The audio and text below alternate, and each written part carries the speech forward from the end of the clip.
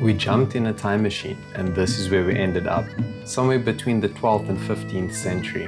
What an astonishing sight. This is Santa Maria de Feira's medieval festival.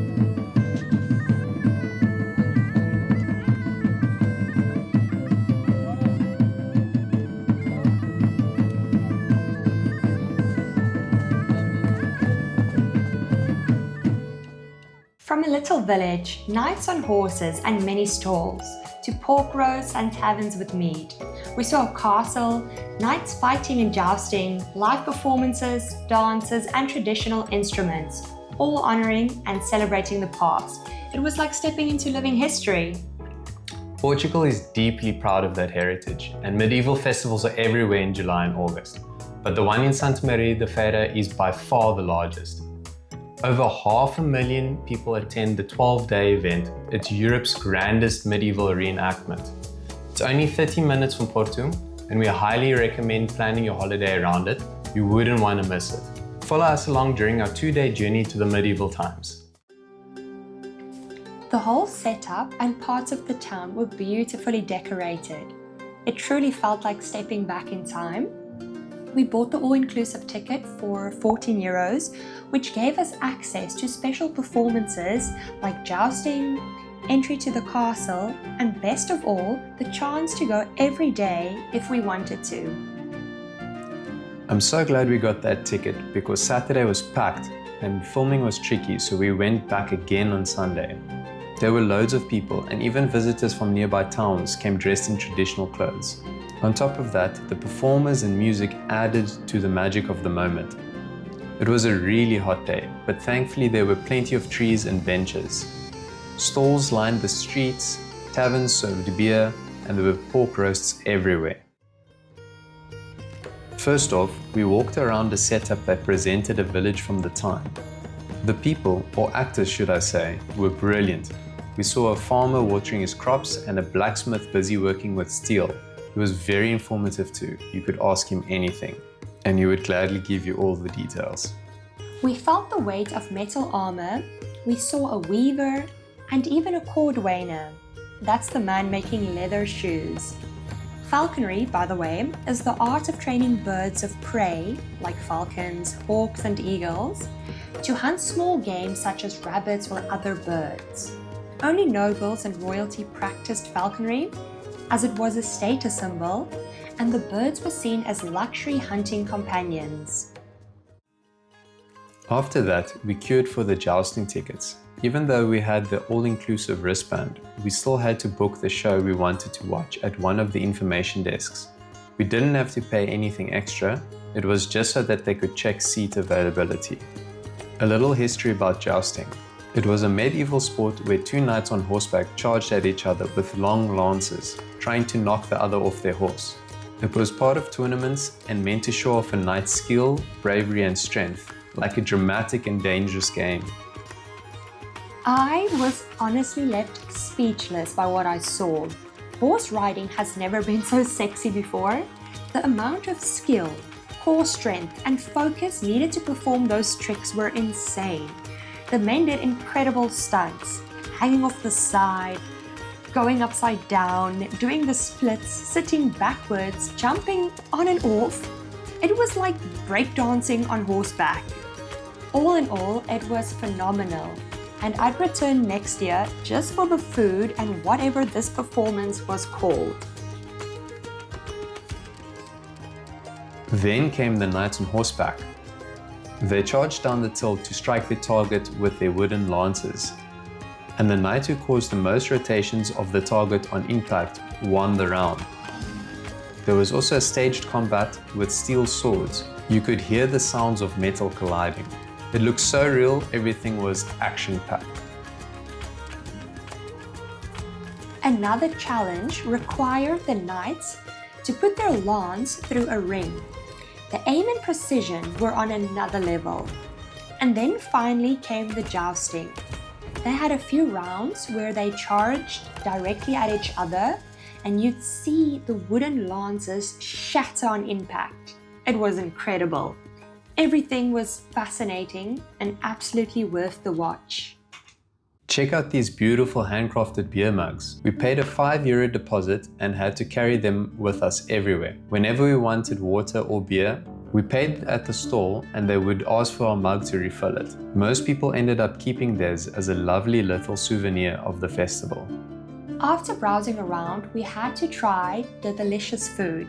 From pork roast and chorizo to chicken skewers, everything smelled amazing, and there were plenty options to choose from. The queues were really long on Saturday evening. We stood in one for nearly 40 minutes, only to realize at the front that it was the wrong queue. That one was for paying, and the other one was for ordering. Anyway, the food was incredible and definitely worth the wait. There were lots of wooden tables, but unfortunately they were all packed. So we made a little picnic spot under a big tree and enjoyed our meal there. We also saw some performances. There were so many throughout the day, from drummers and traditional guitars to bagpipes. The music really added to the beauty and charm of the festival. As time passed, more and more people arrived. We didn't enjoy it as much since there were no seats available, the queues were long for everything, and walking around was nearly impossible. Trying to walk back to the car was quite a challenge. The streets felt narrow and people stopped every second to look at something from the stalls. Of course, we can't blame them.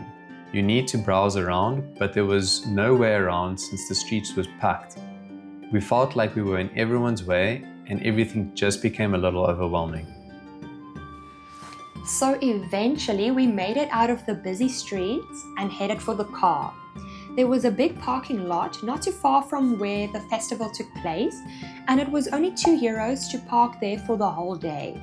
As we mentioned, the festival runs for over a week, so if you like big crowds, Saturday is for you. If not, going on a weekday would be perfect. Much more relaxing.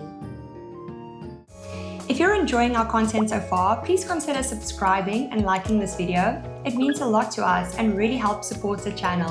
Thanks so much. Sunday was wonderful and we started the day right. The lines were very short and we were so excited to have crepes for breakfast. The people making them did it in such a cool and entertaining way. Of course, they were dressed in traditional clothes and they poured a batter into a cast iron pan, swirling it around as it cooked over the fire. We shared one with pistachio filling and another with hazelnut, but both were absolutely delicious. We finally had time to browse the markets since it was impossible to do so the day before. All of them were beautifully decorated with so many options, something for everyone. From flower crowns and fairy or dragon statues to beautiful jewelry. There was so much to see. We came across crystals, incense, and handcrafted mugs. There were leather bags and stunning clothes too. And I wanted to buy all the beautiful dresses. The list just went on. We also stopped to admire and play some Tibetan singing bowls, and even decided to get one. After passing many more stalls, we made our way up to the castle. The castle of Santa Maria da Feira is one of the best preserved medieval castles in Portugal. It was built first around the year 868 as a fortress during battles between Christian and Moorish forces. Later, in 1128, it became part of the fight for Portugal's independence. Over the years, the castle grew and changed. New towers, walls, and even a small chapel were added. For a long time, it was home to the Counts of Feira, who turned it into more of a palace as well as a fortress. After the family line ended in 1700, the castle was abandoned, and a fire in 1722 left it in ruins. Luckily, in the 19th and 20th centuries, it was restored, and in 1910 it was declared as a national monument. Today, it's not only a symbol of the town's history, but also the centerpiece of a big medieval festival. Tia and I walked around and admired the beauty of the castle. Inside was like a museum. There were different kinds of armor and weapons. Upstairs, we saw a dining area, and then we climbed a narrow spiral staircase up to the bedroom area. And yes, Greg did hit his head. And no, I didn't catch that on camera. After exploring the castle, we took a passageway down that felt like going into a dungeon. We ended up back out onto the open castle grounds.